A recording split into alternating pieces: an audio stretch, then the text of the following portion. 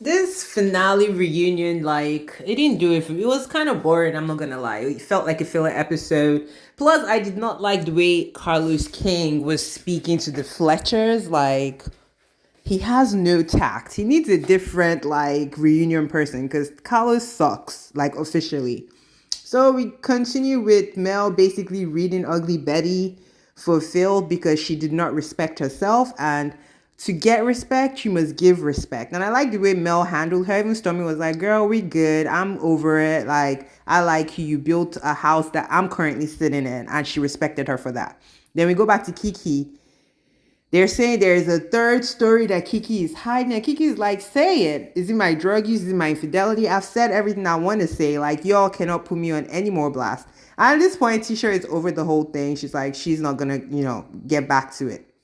Martel still can't take any accountability. He doesn't even admit to having a woman who is on freaking camera in Houston. Like, Melody, girl, what? How I don't know how she stayed with him this long, but I'm happy she's out. I'm happy she's thriving and doing great. We even addressed like Martel being disrespectful to Nell Fletcher because they were just trying to help them, and apparently they were counseling them when they were still married. So I see how that relationship is woven so deep.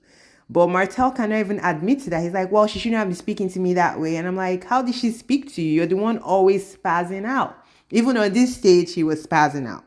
Talking about Mel cheated on him. Even Carlos was like, boy, it's been 6 years. Like, give us the proof or shut the hell up. Like, at this point, nobody cares. Even Mel's like, why are you gatekeeping my pum pum? Like, Negro, it ain't yours no more. Move the hell on. But what pissed me off was literally how Carlos was talking to the Fletchers. Like, so how many people did you cheat with? When he cheated on you, did you leave? All this stuff happened 10,000 years ago. Like, why is he talking to them like it happened on the show? Like, if you have nothing to talk about your show, move the hell on. Like, boy, the Fletchers to me were way too graceful for my liking. Like, they should have been like, Negro, this did not even happen on the show. We've talked about it enough.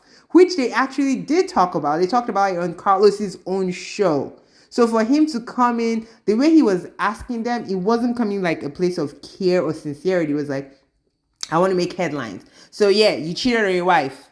What did you do when he cheated on you? Who told you? Was it the other woman? And I'm just like, who talks to people like this? And now even said like, yes, she got over it, she forgave him. She wanted to save her family.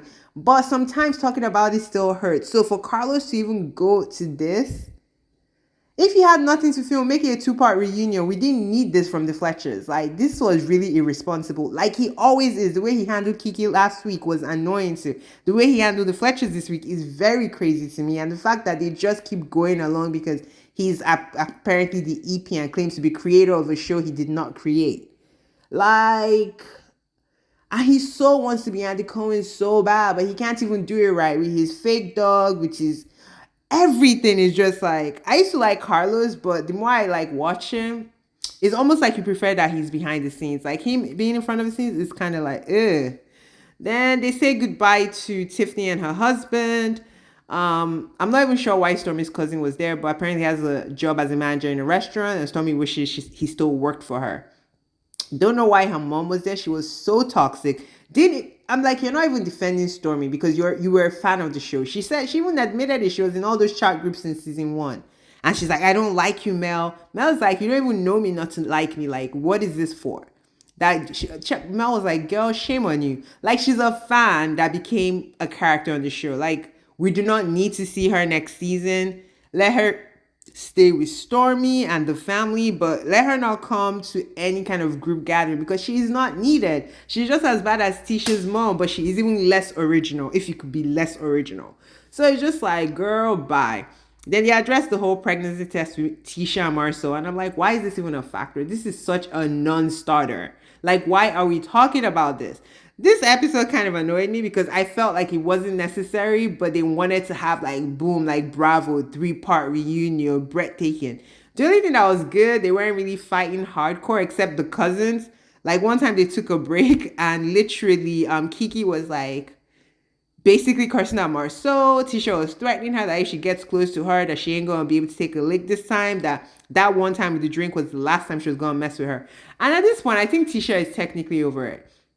Kiki admits to going low, which is very dangerous because if we're supposed to be sisters or cousins, why are you going that low? But yeah, guys, that was the reunion. Let me know what you all think. Carlos pissed me off. Bye. Like, subscribe, share. Let me know. Bye.